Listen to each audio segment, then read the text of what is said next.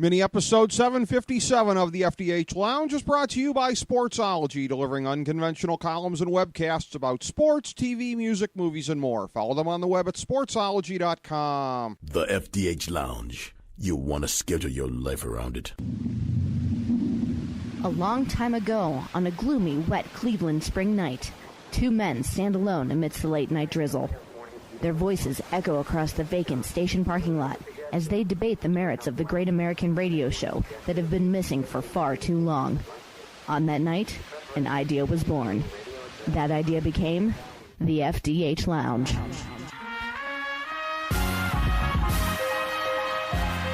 Welcome to the FDH Lounge. Hello, everybody. Welcome to the FDH Lounge. Rick Morris and Kyle Ross, your FDH Lounge Dignitary football talkers. As per usual, it's NFL Week 2. We are breaking it down for you. Week 1, not so great for yours truly. 6-10, 1-2 on my Big 3 plays, 0-1 on my lock play last week.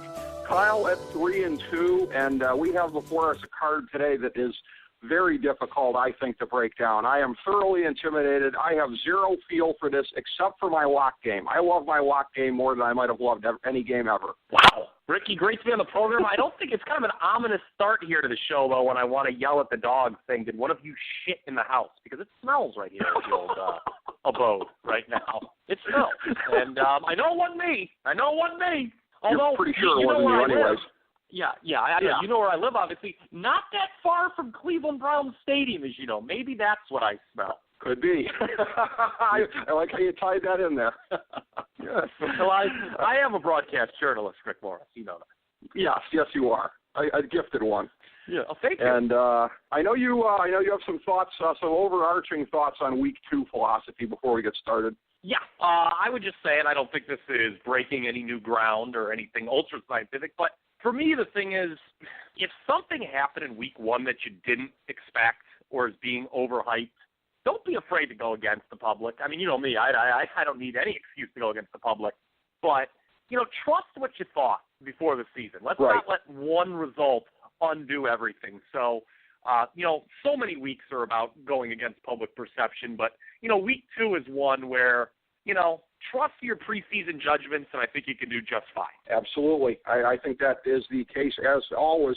And as we get into the Week 2 slate here in terms of the intensity necessary, I promise Kyle Ross on this show to be the Metal League to your TJP. I'll give you that. Oh, wow. Okay. Well, you can be a Ibushi, and we can go back and forth, tear the house down. I'm cool with that. I am the Ibushi of handicapping. Thank you for mentioning that. Oh, yes. Oh, okay. Yes. All right. Well, Week 2 starts with a Thursday night game. It's going to be going off right about the time this show gets posted, so we'll kind of gloss over a little bit. 0-1 Jets at 0-1 Bills, 8:25 Eastern Time. New Era Field. It's the new era of SmackDown, isn't it? Orchard Park, New York. And on the call, Jim Nantz, Phil Simms, Tracy Wolfson on the CBS and NFL Network simulcast. Buffalo is laying 1 in this one, down from 2.5 initially. I'm on the Bills just because, again, I look at the performances from last week here. The Jets showed me a little more than I thought they would, quite frankly. But we've talked about this early stretch for the Jets, how it's going to be kind of ruinous. I wanted to be on the Jets because I saw this as a winnable game, but I'm looking at it, and the Bills have really kind of had their number recently. And I'm looking at these two teams here. Yeah, it looks like a rise-up game for the Bills here. I don't think, based on what I saw last week, they're necessarily going to have a great win either, a great season either. But this one at home in kind of a must-win spot, I'll take them. I, too, am on the Bills. You referenced their previous domination, 5-0 straight up and against the number the last 5 meetings, so that bodes well. It's interesting you mentioned that the Bills are now back to the role of favorite, laying 1 here. They had gone to a 1-point dog as of this morning, even as high as +1.5.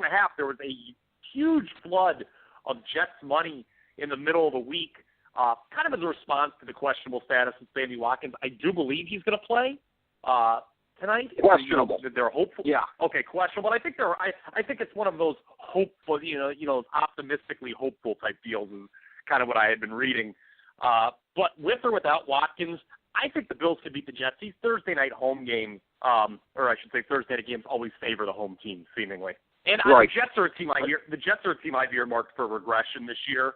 So, I could see them absolutely at 0-2.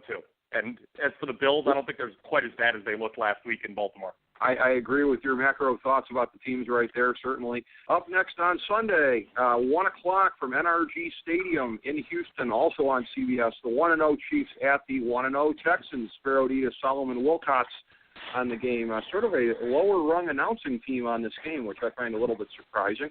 But he's got Houston. They opened here as a pick there up to -2.5, so a relatively short favorite at home. That is, I think, taking into account their recent history of being dominated by Kansas City, especially the last game they played in the playoffs. The opener last year, maybe not so much domination, but a solid win by the Chiefs. And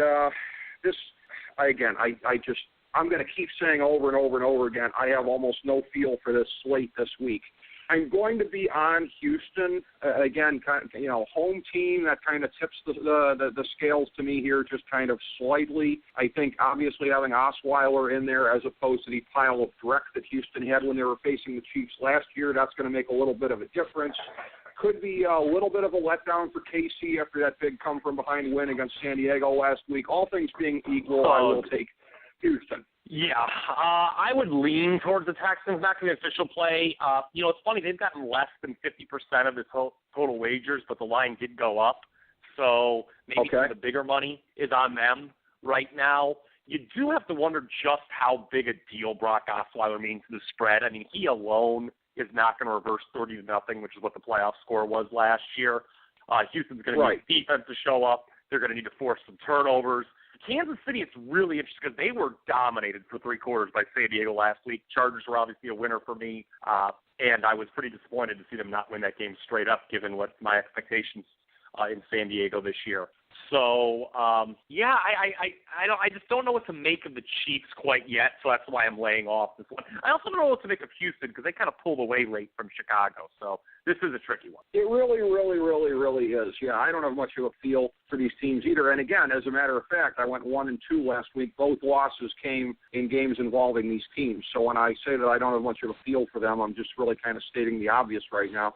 Up next, the 0-1 Dolphins at the 1-0 Patriots. 1 o'clock Eastern Time, Gillette Stadium in Foxborough on CBS. Greg Gumbel, Trent Green, Jamie Erdahl on the call. New England is laying 6.5 in this one, up from 4.5 originally. And if I was to try to get inside the heads of the wagering public, I would say that before Garoppolo went out there and looked very good Sunday night, there was probably a lot more doubt as to how big of a spread this one should be. And then again, you get that reaction coming off of the Sunday night miracle here and how good he looked and the coaching job by Belichick, as much as I hate to give credit where credit is due there. But again, I sort of went against the whole feeling, the inclination last week that Miami would get blown out. And I'm going to do that again just because they backed up what I thought way more than I thought that they possibly could. And they kept it close against Seattle. They really kind of showed me something. Yeah, having to go back to the East Coast after a game like this could be a little bit kind of draining, but Ndamukong Suh and the rest of those guys inside there,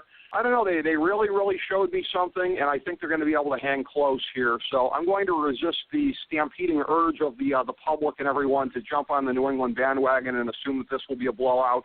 I didn't assume the Seattle game would be a blowout. Don't assume this either. I'll say Miami covers. I like where your head's at. I want to go there with you with the recommendation, but because the Dolphins covered last week, that kind of makes me a little iffy. If this got up to 7, I would certainly entertain the notion of the Dolphins a little bit more.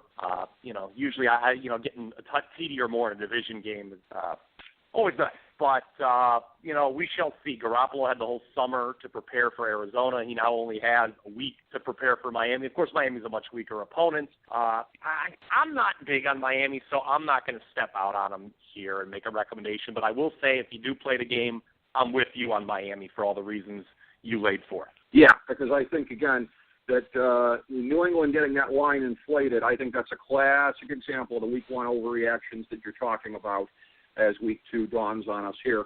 Up next, battle of potential playoff teams in the AFC. They were playoff teams last year, and it's a revenge game for one of these two teams. It's the 1-0 Bengals at the 1-0 Steelers. 1 o'clock Eastern Time, Heinz Field in Pittsburgh on CBS. past lounge guest Ian Eagle, along with Dan Fouts and Evan Washburn on the call. This is a game where Cincinnati is getting a pretty steady 3.5 points here from the open to where it is right now. Of course, with Dan Rooney having a commissioner in his pocket, allegedly, Pittsburgh gets to play this game without Vontaze Burfict in there. Well, is it a coincidence that they're playing them during the Vontaze Burfict suspension? I think not.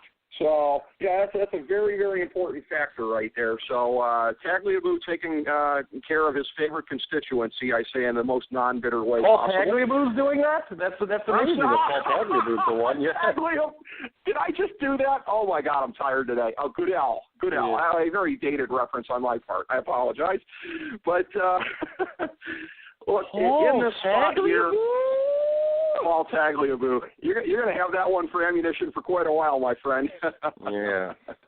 You're going to next week. You're going to be asking me if I'm going to be making a Burt Bell reference in any of the games. Yes, really. With the Bengals, I look at it here like A, they're a live dog. B, it's a short week for Pittsburgh. So with that thing here, you got the hook at 3.5 points. I'll take the Bengals. I'm not at all sure they're going to win this game, but I think they can hang close enough to cover that 3.5. I'm laying off this one. I'll give you reasons why you shouldn't play this team. One, Pittsburgh, you're right, is a little overvalued, coming off a huge national TV win that everyone saw. They dominated the Redskins. I know you were anticipating that. That was one of your three big plays. I kind of said, if there was a road favorite worth playing in week one, it was probably the Steelers. So, that's always a thing. Teams off big national TV wins tend to kind of disappoint the next week. Not always, but many times. And the sharp money at least seems to be on Cincinnati here, as they've gotten only about 40% of the total tickets, but the line's come down from the opening number of 4. But Cincinnati had that great spread record last year. Last week's game kind of fell right in the number. Cincinnati's not a team I'm really interested in taking right now, although as an underdog, they're certainly more appetizing than a favorite. I thought of all the games last week, there were a couple that didn't go the way I thought, but one that really went the way I thought was Bengals-Jets, with the Bengals winning a close one. I wasn't surprised. I don't think there's much reason to be concerned with them at all. This should be a close one between two of the best teams in the AFC, but I'm not making a recommendation this week. I agree with that bottom line. Close game, two of the best teams in the AFC, no question about that. I promise I will make some recommendations this week, though. I have some coming. If you got one coming up in the next one, you got more cojones than I do, because then this next game is another one of these epitome of I have no handle on this slate games. The 0-1 Cowboys at the 0-1 Redskins, 1 o'clock Eastern Time from FedEx Field in Landover on Fox. Kevin Burkhardt, John Oliver, and the delicious Pam Oliver on the call in this game here. John Oliver's doing this game? John Lynch, Kevin Burkhardt, Pam Oliver. Did I say that wrong? I thought you said John Oliver. I said, wow, I thought his HBO show had been keeping him busy. Okay. I thought I said Pam Oliver. Okay. Now you're getting in my head about how tired I am. You're just getting in my head at this point. Washington is laying 2.5 down from 3.5. You will vote for Hillary Clinton. Yeah. At least I don't have the him, allegedly. But in looking at that's unfounded, an idiot. Yeah. I'm trying to mainstream those rumors, Kyle Ross. Fucking kidding me. I look at this game. I mean, both teams coming off of letdowns. This is one that's very, very hard to pick. The Redskins, I spoke of it last week, their difficulties in the trenches, which were exploited by the Steelers, in which I do think whether or not Smith at tackle is able to really go a whole game for Dallas, I still think with that offensive line and with Ezekiel Elliott that they can probably exploit a little bit here. A better than I expected week one effort from Dak Prescott. I'm going to take the points in this one. I'll take Dallas getting to 2.5 on the road in a game which, again, customarily I have no confidence like most of the rest of these picks this week. It's funny. I wonder if this is the first one you have an opinion on or a recommendation. It is. I'm on Dallas. This is the first recommendation of the week. It boils down to the fact that I just don't think the Redskins are very good. And I don't see the Cowboys. A lot of people are going to look at this game and say, Washington, 2 straight home games. What are they going to lose them both? Yeah, I think they can.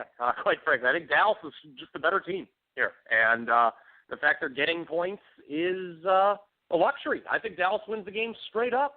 Washington did not look good at all last week. All of people like myself who had been kind of beating the drum for Kirk Cousins' regression this year, I think we're made to look kind of smart on Monday night because that first he should have had one more interception early and it was dropped. And I said, "Are you kidding me? How much interception luck does this Kirk Cousins have?"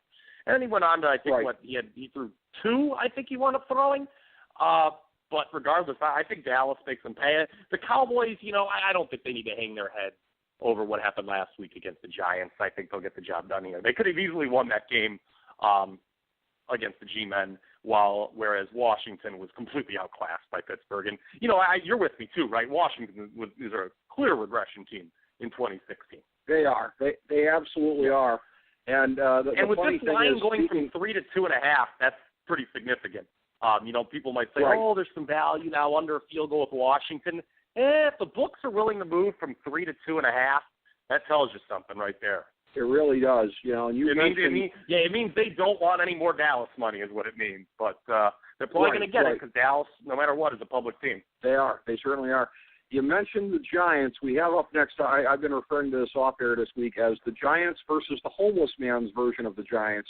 It's the 0-1 Saints at the 1-0 Giants. 1 o'clock Eastern Time, MetLife Stadium in East Rutherford on Fox. 5-time Lounge guest Kenny Albert, joined by Daryl Moose Johnston and the lovely Pandora Oakman on the call on Fox. This is a game where the G-men are laying 5 points up from 4 initially. There'd been a little bit of a stopgap at 4.5. So the money's kind of been flowing in that direction.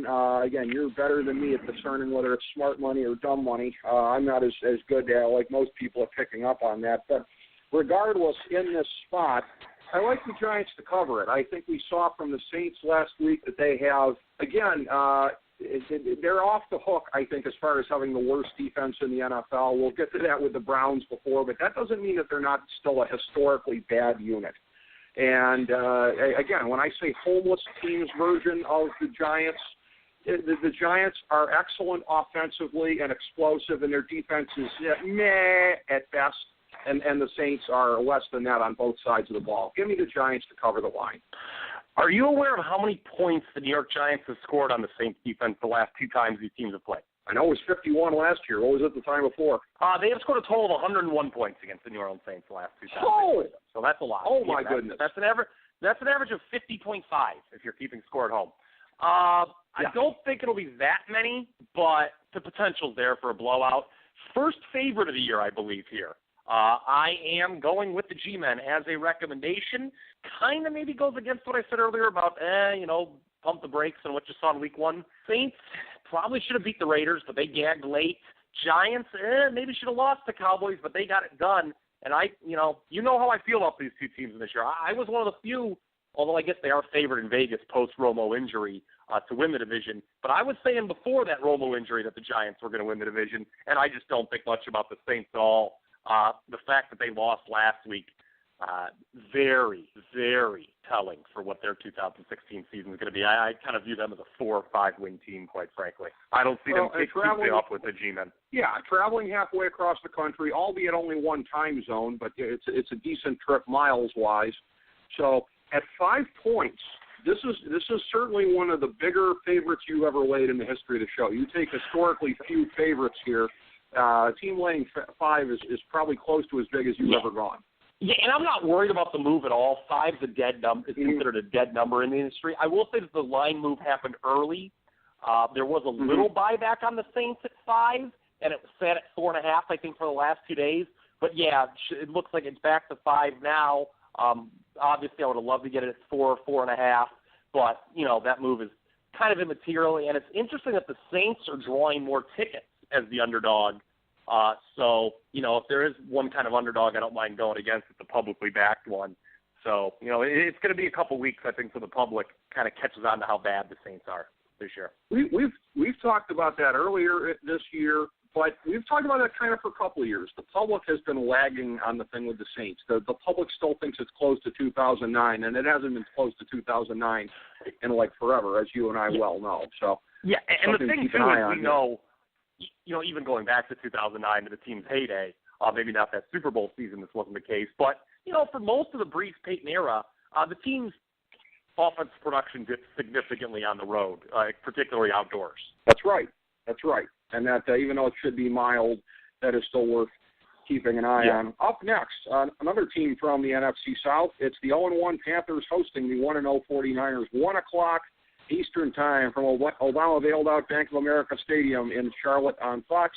Chris Myers, Rondé Barber, and Kaplan's Jennifer Hale on the call here.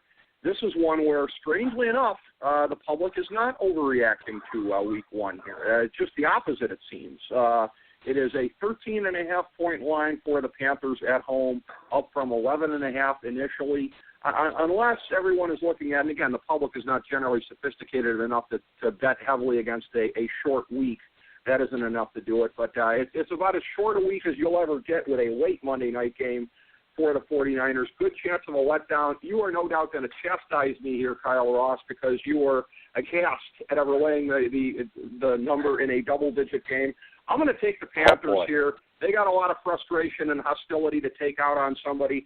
49ers, wrong place, wrong time. I'll take the Panthers laying the 13.5. By the way, the 49ers travel to the Eastern time zone, which is another one of your bugaboos. Oh, yes, it is. This is a classic stay-away game for me. To be honest, I'm a little surprised that you're not surprised that I'm not going with the 49ers, but you kind of laid out that there's plenty of reasons not to go with San Francisco. They failed miserably in this spot last year. Remember, there's something about that late Monday Night Football game that gets this team to play its best. In Week 1, they did it to the Vikings last year, did it to the Rams this year. And if I remember, I think it was the Bears they played in Week 2 last year, and they got beat bad in a 1 o'clock start by like 30. I mean, the 49ers, when they lose, they generally lose bad. So I've got no interest in playing them off a straight-up dog win. But Carolina's a play-against team or don't play at all for me this year. They had that great spread record last year. And as you so eloquently put it, I don't lay double digits. 5 points is pretty high for me. 13.5 is out of the question. So I'm passing. That would be giving you nosebleeds, no question about it. You're not going to do that. What's interesting, you talk about a mirror kind of a game. Yeah. Well, first nosebleeds not directly attributable to Bolivian marching powder. Allegedly. Well, it's funny you mentioned my dog. Looking here again, I'm not trying to give my dogs any PT here on the podcast, but I'm looking down at my one's cage. And he totally tore apart this mat we laid down here. You would think if I send you a picture of this cage right now, it looks like he's auditioning for a role in Scarface 2, the dog version or something like that. Just like this white powder, this huge mound of it in his thing. He came running out. I said, well, that explains a lot, So. that sounds like a healthy situation for him. Yeah. What's weird, if you're looking at haven't had a dog in a good long time, but I do remember what that's like and their capacity to tear things apart. Yes. Strangely enough, in terms of mirroring, our next game is sort of like our last game with an unlikely team at 1-0 on the road against an unlikely team at 0-1. It's the Bucks at the Cardinals, 4:05 Eastern Time, University of Phoenix Stadium in Glendale on Fox. The USA Today Sports Weekly says Tom Brenneman, and then it says Charles Davis / Chris Spielman. I don't know what that means. And Peter Schrager on the sidelines.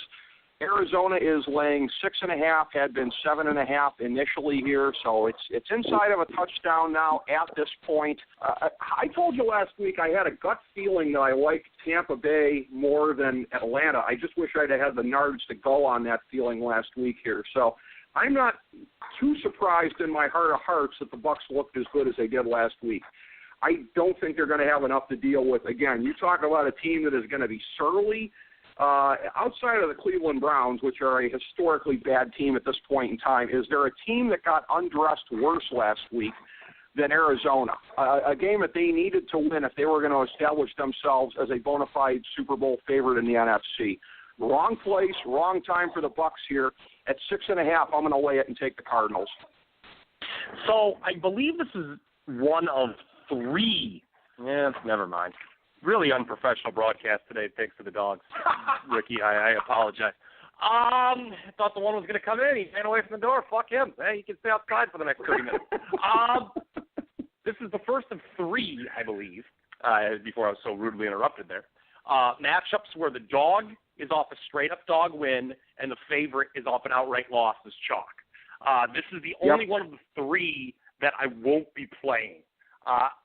Okay. So you and I, when we previewed the NFC West, we had some reservations about Arizona, if I recall, both of us.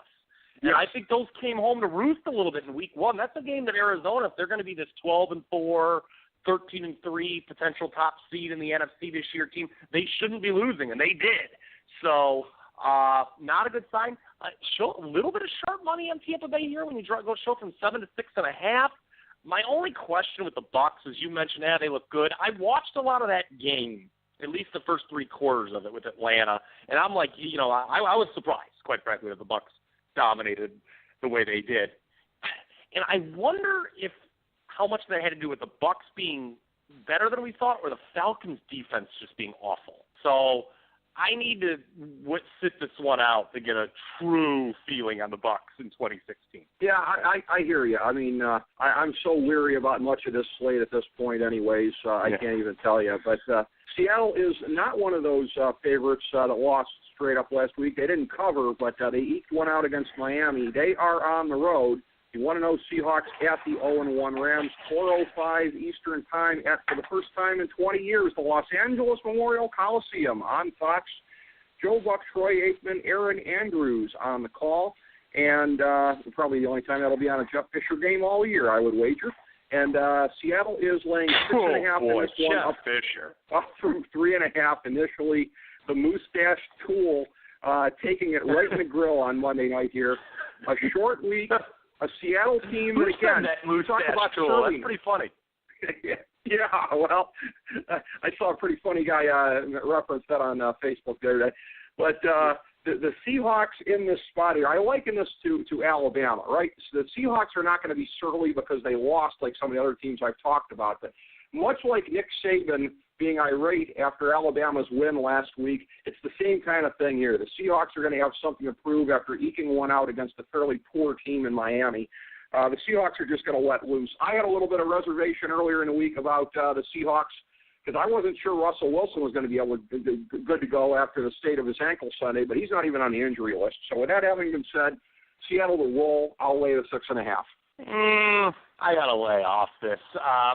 You could have gotten the Seahawks at -3.5 a few days ago. There were a few books who dared to hang a number before these injury statuses cleared up, but you're right. Wilson's back in the lineup. It'll be interesting to see because Seattle's probably, as bad as the Rams looked on Monday night, and they looked awful. I mean, their offense, holy Lord, was that bad. But the Seahawks are bound to hear, the Rams have pulled some upsets on you in the past here in the Dome. Well, I guess it won't be in the Dome anymore, so hopefully, maybe a change in scenery will be some better luck for the Seahawks there because, they had trouble in St. Louis. They had some head-scratching losses through the years out there in the Dome. They did. So I'm going to lay off this one. I certainly do expect Seattle to play better than they did in Week 1, but how can the Rams not play better as well? Interesting here, the total is down to 38. That is very low in the modern NFL. It is. I might go over. So that's on something that. I might go over. Yeah. And the over is a public bet, but man, 38. The public doesn't think the Rams are going to score anything, obviously. Right. But all right, on the next game, the first of our 7 remaining, it's the 0-1 Colts at the 1-0 Broncos, 4:25 Eastern Time, Sports Authority Field at Mile High. In Denver on CBS, Nance, Sims, and Wolfson, the 18 for CBS on the call here in the Peyton Manning Doesn't Live Here Anymore Bowl. It's a tough one. Denver is laying 6 up from 4.5, or up from 4 initially. I will take Denver just because, again, don't want to overreact to Week 1, but Simeon looked a little better than we thought he would look, and I don't want to overreact to Week 1, but I think that Week 1 showed us a lot of what you and I have been saying for a while about the Colts, and that the Colts are a team that has a lot of holes, and to look the way they did against Detroit. Again, I don't want to overreact to that, but to me, it's confirming what we already thought we knew or sensed about the Colts. I'm on Denver. Okay, yes, you're right about what we've said about the Colts. But A, I had the Lions last week, and B, the Colts can still lose this game and cover. This is one of those games where you have where you've got the dog. I guess it's different. I screwed that up. Oh boy, you're gonna need to do some work in that post production. because I screwed that up. I was saying, this freaking dog threw me off my game. Thanks a lot, pal. So this is different. This is a dog that lost outright as a favorite, taking on a favorite that won outright as a dog. We're going to have two of these games in the 4 o'clock witching hour here. And I'm on the Colts plus the points. The Colts, with Andrew Luck, have had Denver's number. And I am guarding against the overreaction to Trevor Siemian. The Broncos were very, very, very lucky to beat Carolina on Thursday. I think we're going to hear too much pro-Siemian stuff during the week. And, I wouldn't be surprised if this number gets up to 7 and there's some good value with the Colts. I mean, Luck played one of his best games last year against Denver. Remember that? He did. I kind of feel like that's due to turn around because I think they got a whole much luck against uppercase L, lowercase L against Denver. But we'll see. Up next, it's the 0-1 Falcons at the 1-0 Raiders, 4:25 Eastern Time, Oakland Coliseum on CBS. Kevin Harlan, Rich Gannon on the call. Oakland is laying 4.5, down from 6.5 initially. I'm not taking too many dogs this week. This one makes me queasy, especially with the state of Julio Jones' ankle here. But this is a statement game for Matty Ice in his career. Coming off of what happened last week here, this was a chance to really kind of salvage the season for Atlanta. If they look as bad as they did last week, it's going to be a long year. I have enough faith in Matty Ice, macro level, that I'm going to say Atlanta covers the 4.5. Yeah, I'm with you. Atlanta is another recommendation for me. They, like Indy, straight-up favorite, are a team that's off a straight-up loss as a favorite. They're now getting points against a team who's now favored and is off a straight-up dog as a win. So the situation is basically the same here as Indianapolis-Denver, and I will play accordingly. Give me Atlanta plus the points. And I did want to go back to that last game. Indianapolis has covered 9 straight times against Denver. Okay. All right. Thank you, Mark Lawrence, for that statistic. Wait, was that Mark Lawrence or Mark Lawrence that you said? I think you're getting your world class and your sports handicapping mixed up there. Whichever one you want it to be. Coming at you from the Fort Worth Civic Center. Yeah. It's the 0-1 Jaguars at the 0-1 Chargers, 4:25 Eastern Time, Qualcomm Stadium in San Diego on CBS. Tom McCarthy, Adam Archuleta on this game. Jacksonville is getting 3 points up from 2.5 initially. You're going to disagree with me with the sentence that I am about to utter. The better team is getting points.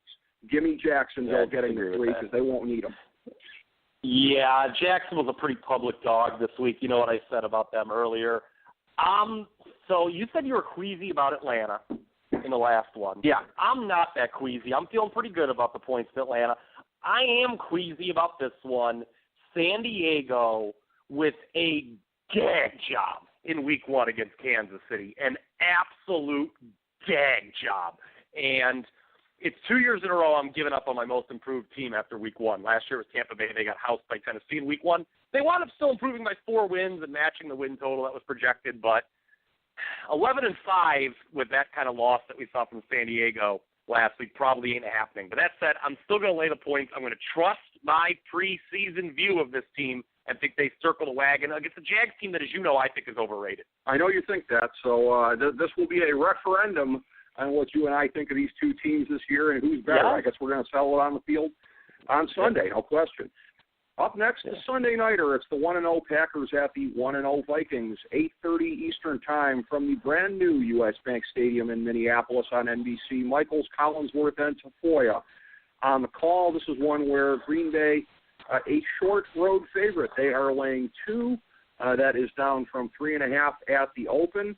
And this is one where, again, you laughed when I referred last week to Sean Hill as the bend-over, grab-your-ankles option for Minnesota in the short term. And I think you saw what I was talking about in that spot there. So there are no good options for them in the meantime, whether it be him, whether it be the still learning the offense chief check down, whether it be anybody they pull out of the stands, quite frankly. I look for Green Bay in this spot, again, kind of a challenging game as we expected it would be last week against Jacksonville. I think, for, again, the team that I picked to be in the Super Bowl and win the Super Bowl this year, Green Bay avenges what happened in Week 17. Give me the Packers. I'm stunned this isn't one of your big 3. I'm absolutely stunned this isn't one of your big 3. I'll be honest with you. I want to go on the short road favorite here, but I'm seeing a troubling sign with the betting pattern, and that's kept me off. I really, really, really want to play this road favorite, Ricky, I'm telling you. But Green Bay is the most public side this week, but the number has come off 3 down to 2.5. I'm real nervous about that, so I'm laying off. Yeah, I don't blame you. This is, this is home a tough teams slate tend overall. to struggle in new stadiums. Remember that. Home That's teams true. tend to struggle in new stadiums, so that's another reason to take Green Bay. I just don't like the betting patterns that I'm seeing here, and that scares me. Well, you called that even before Bridgewater went down. So, yeah, teams in new stadiums, it is kind of tough. On this tough week, I still have to make my big 3 plays. We got the first of them right here. It's the 0-1 Titans at the 1-0 Lions, 1 o'clock Eastern Time, Ford Field in Detroit on CBS. Andrew Catalon, Steve Tasker, Steve Berline on the call.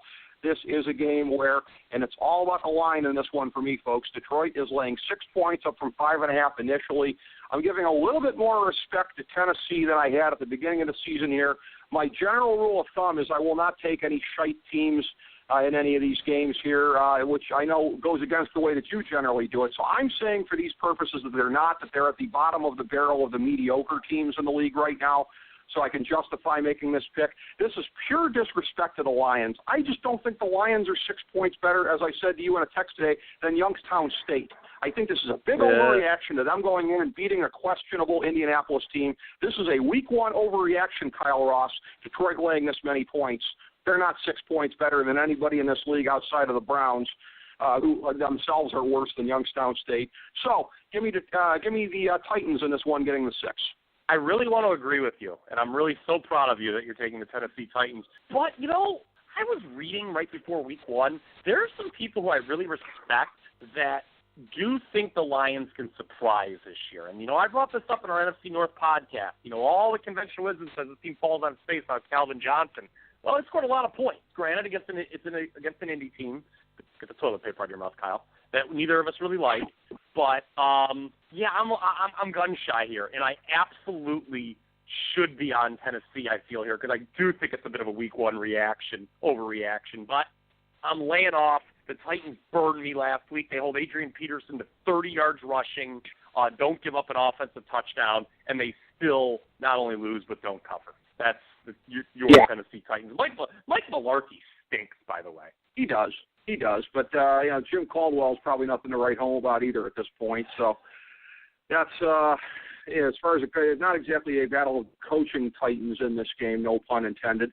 Up next, Carter Blackburn and Chris Sims on CBS get the joy of calling this one. It's the 1-0 Ravens at the 0-1 Browns, 1 o'clock Eastern Time from Cleveland Browns Stadium. I will still call it that. In Cleveland on CBS. And this is one where, again, I expect you to be warning me, shaking your finger at me here, because this is one where, again, you're going to say that anything that seems too easy, be careful of it. Baltimore started off laying 2 points. It went up to 7. It's back now to 6.5. That's all the justification I need. It's still inside of a touchdown. If Carson Wentz did that to them, what's Joe Flacco going to do? A Ravens offense that looks more diversified in terms of receiving weapons than they've looked in many, many years, and the Browns struggle to cover anybody. This is a historically bad secondary, the bizarro world version of the 2013 Seahawks, if you will.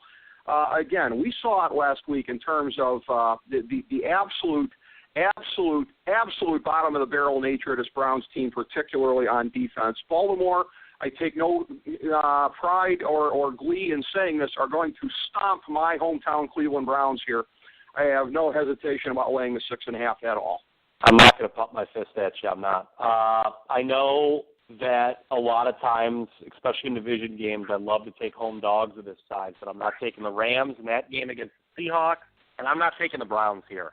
I'm laying off the game. I certainly would not take the Ravens just because of the price range. You know me. That's just a rule there. Right. So I looked at trying to justify the Browns, and I can't.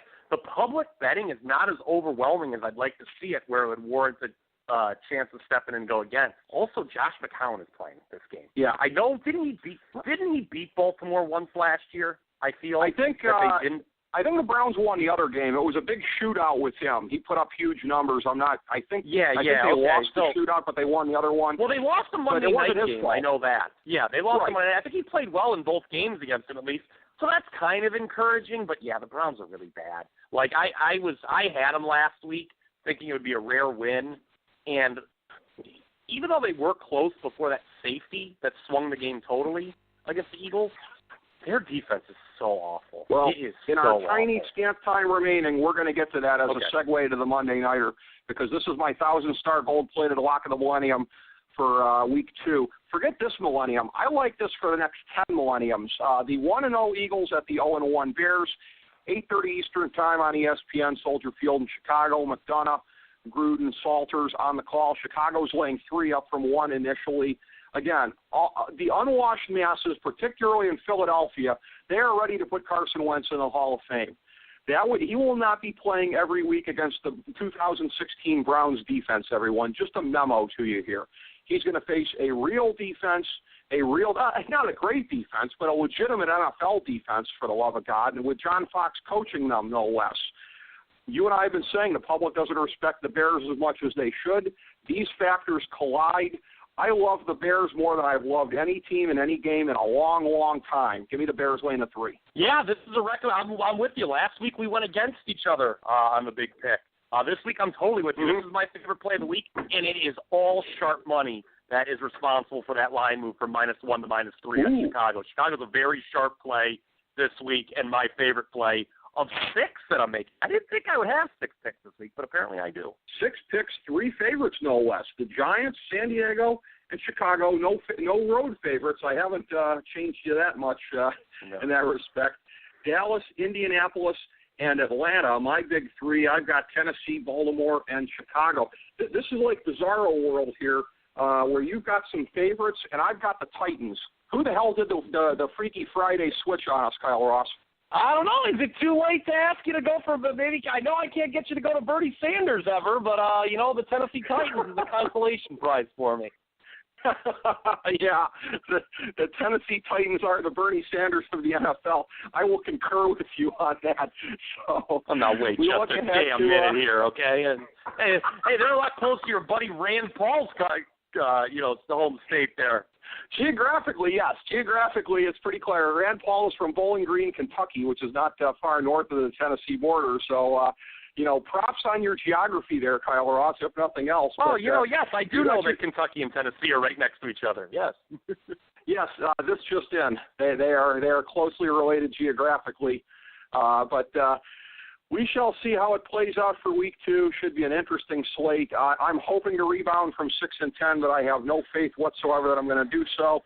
You're at a 60% clip already for the year. Some things never change, so we'll just keep barreling along. Thank you very much, Kyle Ross, and thank you, everybody, for tuning in to FDH Lounge mini episode number 757, previewing NFL Week 2. As we bring the show to a close, we would like to extend our deepest gratitude to NBC, CBS, ABC, Fox, all Clear Channel affiliates, TNT, TBS, USA, UPN, Deadspin.com, YouTube.com, YTMND.com, MySpace.com, various blogs, Fox News, CNN, CNBC, MSNBC, IamBoard.com, Billboard.com, Google.com, ESPN, ESPN2, ESPN News, ESPN Classic, NBA TV, NFL Network, Sports Time Ohio, Athlon Magazine, Comedy Central, Cartoon Network, The Boomerang Channel, QVC, BET, The Spice Channel, Steno Notebooks, Manwich, Papermate Office Supplies, waitresses, strippers, bartenders, garbage men, janitors, microwave popcorn, the writers of The Office, Scrubs, Entourage, My Name is Earl, Oz, Metalocalypse and the Boondocks, Aquafina, and The Periodic Table of Elements.